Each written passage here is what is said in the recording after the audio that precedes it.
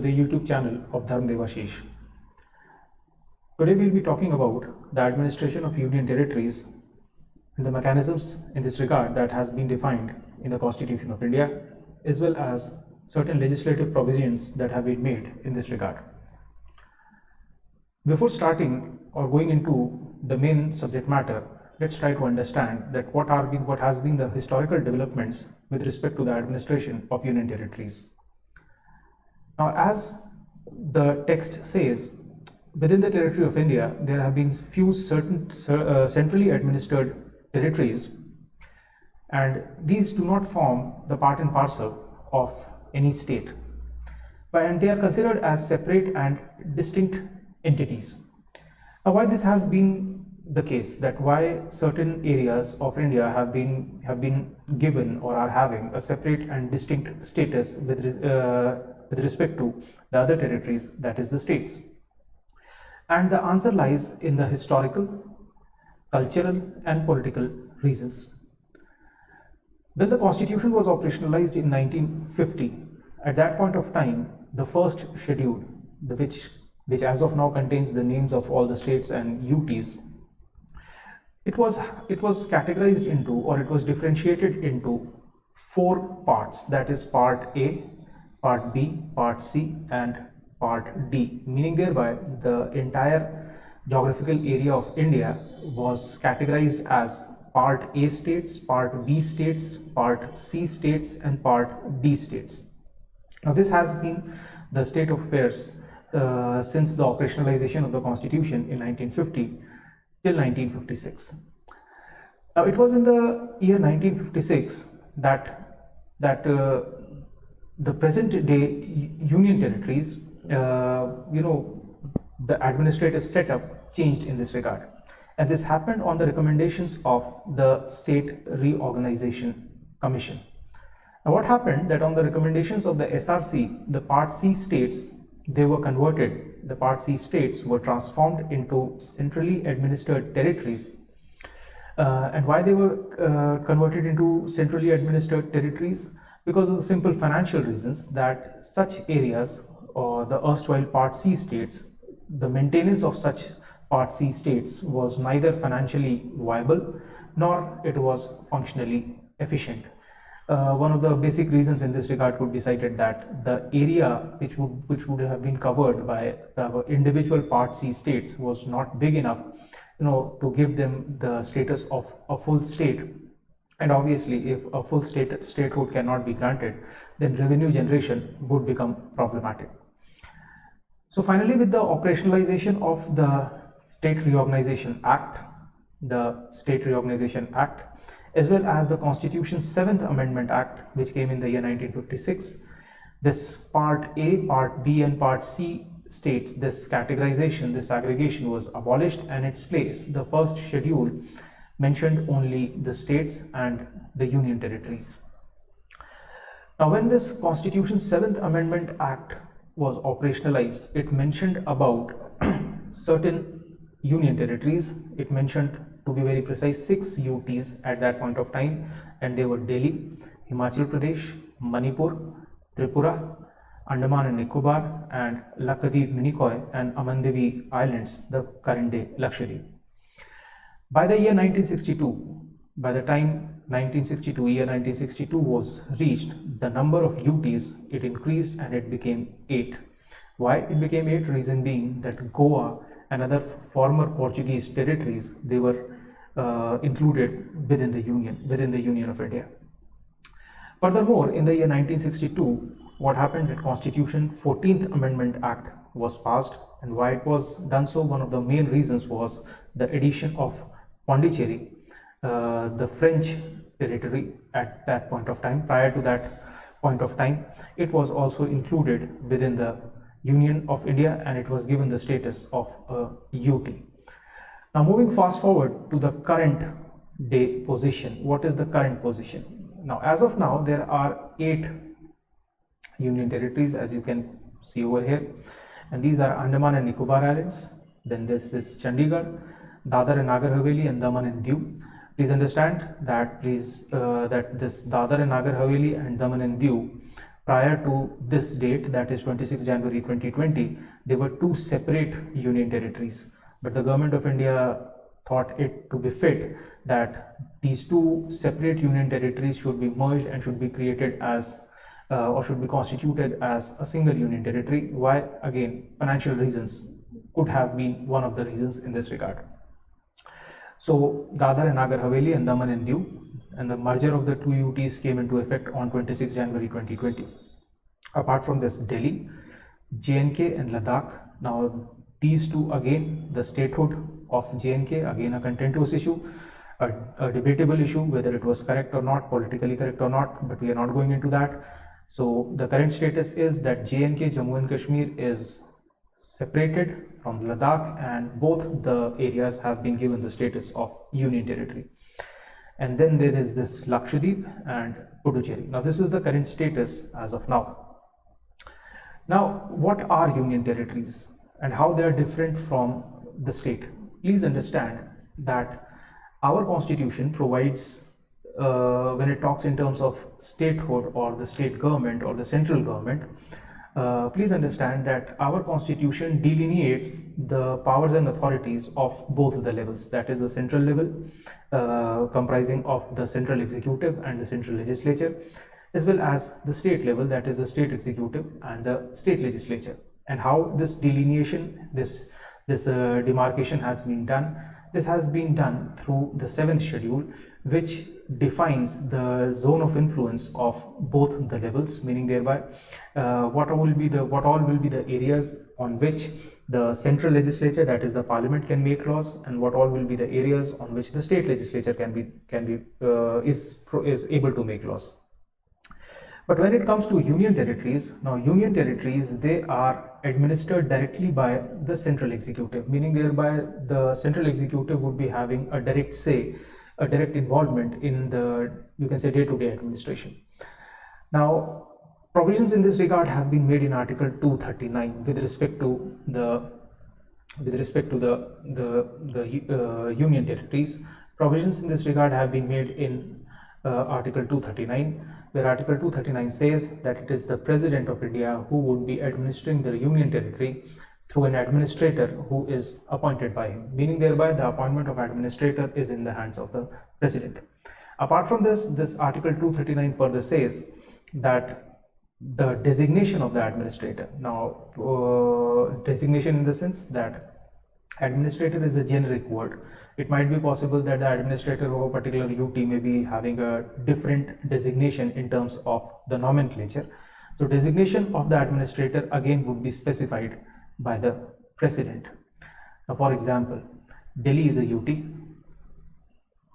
The administrator of Delhi as of now, V.K. Saxena, he is the administrator, but the designation of the administrator of Delhi is LG. You must be knowing this, and this has been in news of late.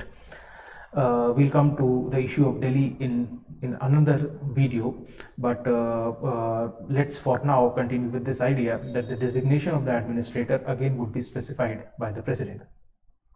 Now, clause 2 of Article 239 says that governor of a state may also be appointed as the administrator of an adjoining UT. Classic example in this regard would be Chandigarh, and the administrator of Chandigarh, this task has been given to the governor of Punjab, and whenever the governor of Punjab would be performing the task of being the administrator of the UT of Chandigarh, in such a case, in such a situation, the governor of Punjab is not to function according to the aid and advice of the Council of Ministers headed by the Chief Minister of the state of which he or she is the governor, as the point here itself says. Furthermore, when the state governor would be acting as the administrator of the UT, then in that capacity the governor would be functioning independently of the advice of the Council of Ministers of the state of which he or she is the governor, meaning thereby there is a role segregation.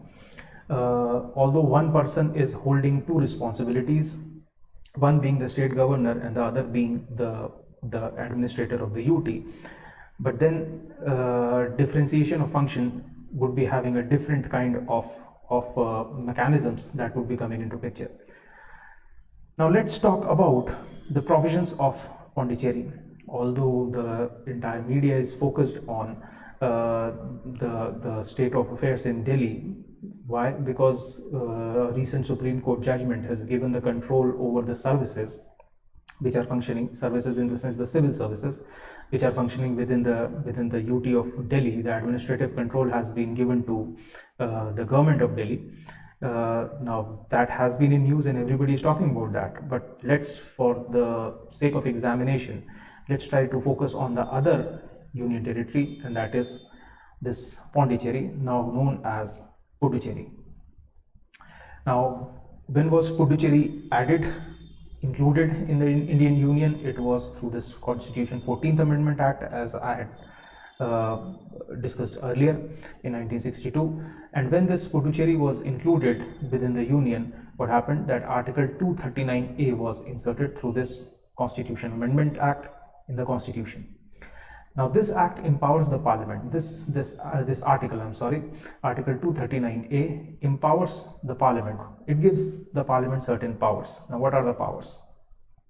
The powers are that the parliament may by law create for any of the union territory of Himachal Pradesh, Manipur, Tripura, Goa, Daman and Diu and Pondicherry, a body whether elected or partly nominated and partly elected to function as the legislature of the union territory, or it can create through a law a council of ministers, or it can create a legislature as well as council of ministers having such constitutional powers and functions, in each case as may be specified in the law.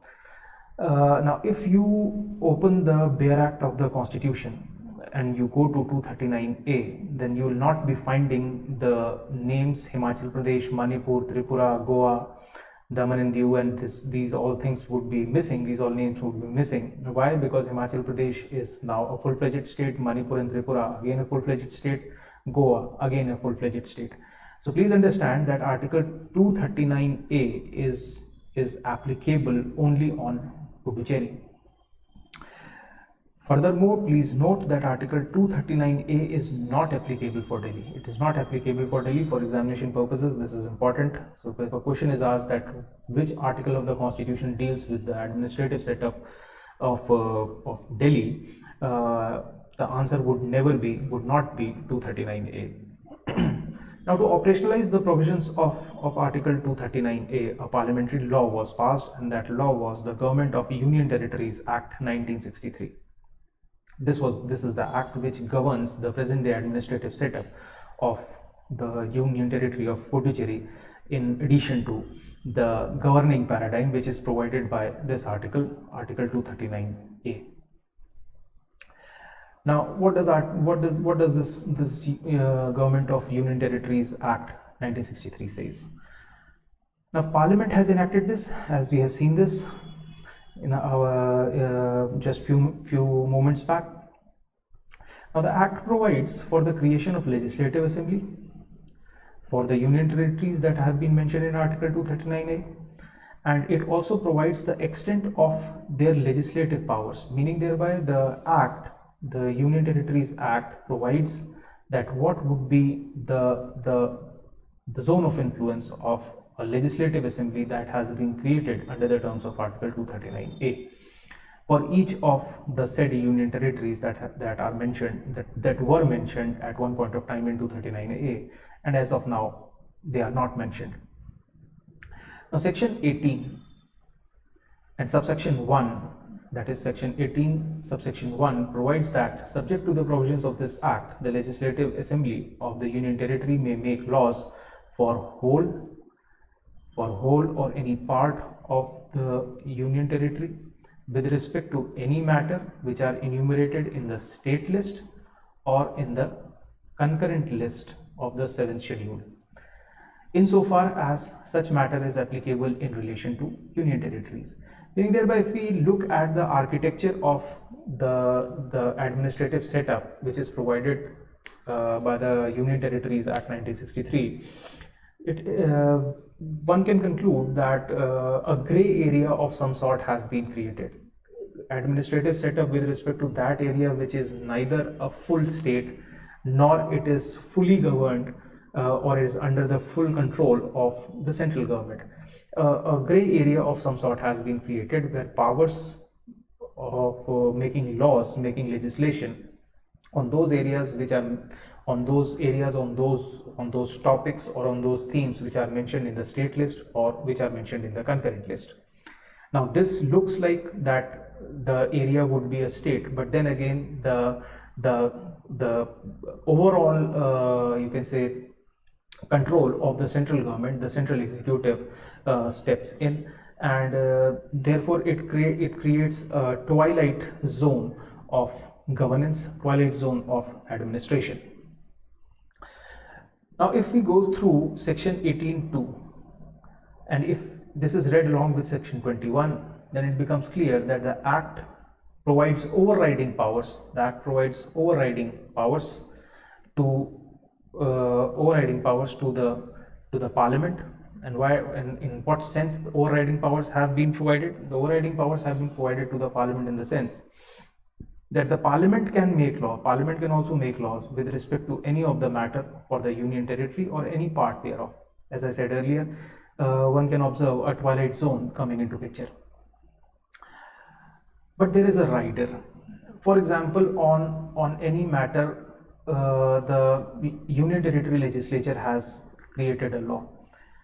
But the Parliament is also competent to make laws on that same topic, on that same subject. If there is a clash between the provisions of the law made or passed by the UT legislature with that of the parliamentary law, then which law should be having the upper hand? Should it be the UT law or law passed by the UT legislature or by the parliament?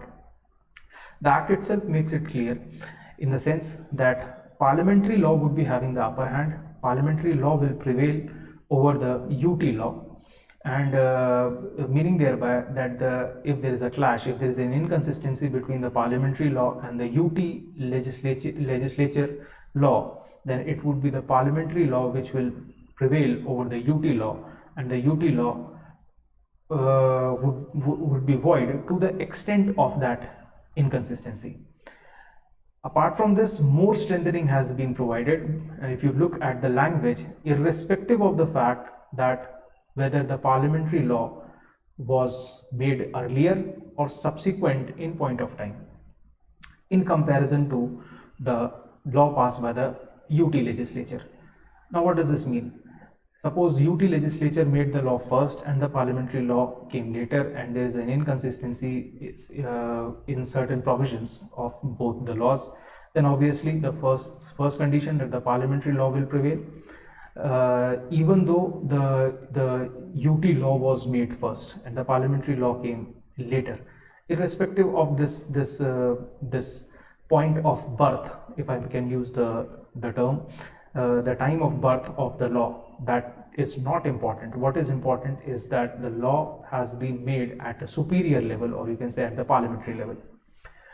Furthermore, section 19 of the act exempted the property of the union from all taxes imposed by or under any law made by the legislative assembly of the union territory, meaning thereby the UT legislative assembly cannot make a law which imposes tax on any kind of tax on property of the union which is situated within the geographical political boundary of that particular union territory. Moving forward, now through Constitution 27th Amendment, 1971, Article 239B was added. Now what is this content? What is the content of this Article 239B? Now, Article 239B gives ordinance making powers to the administrator of Pondicherry, now called as Puducherry. Now, must be knowing that ordinance making power is available to the president, is available to the governor of a full-fledged state. But because a twilight zone of administration has been created with respect to certain union territories which have been provided with the legislature, which have been provided with the Council of Ministers, so obviously ordinance making powers, the middle ground has to be provided in this regard as well. Now, what does Article 239 says? Article 239 says that the administrator of the Union Territory of Puducherry can promulgate or initiate or pass ordinance when the legislature is not in session, if he is satisfied that there are certain circumstances which make it necessary for him to take immediate action. Meaning thereby, if situations exists which demand immediate action on the part of the administrator, and if the other condition is satisfied as well, that the legislature of the Union Territory is not in session, then in such a circumstance, in such a situation, the administrator is empowered to issue ordinance. But please understand that the ordinance making powers of the administrator, they are not similar to that of the state governor. Why? Because there are certain exceptions. Now, what are those exceptions? Exceptions here comes because of, again, certain situations, again, certain conditionalities that have been placed on ordinance making powers of the administrator of the Union Territory. Now, what are those exceptions? The first exception is that the administrator cannot promulgate an ordinance under the terms of Article 239B without first seeking the instructions from the president in this regard. Meaning thereby, before passing an ordinance, because before promulgating an ordinance, the administrator of the UT has to seek the instructions, have to get the permission, if I can use the word, from the president in that matter. And secondly, the administrator cannot promulgate an ordinance if the legislature is suspended or dissolved. If the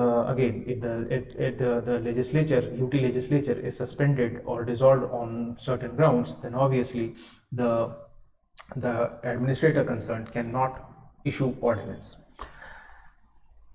But with respect to the time frame, or you can say the lifespan of an ordinance so passed by the administrator of UT, there is an element of similarity with that of an ordinance passed by the governor of a full-fledged state.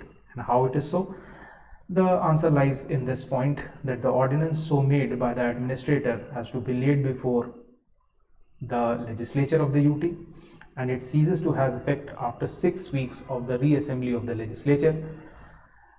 Furthermore, such an ordinance can also be disapproved by the legislature before the completion of the 6 weeks of the reassembly of the legislature. So on this ground, one can see that there is an element of similarity, but there are certain exceptions, certain differences as well. And why these differences have come into picture? Simple reason being that administration of UT is one of the middle ground, I would say.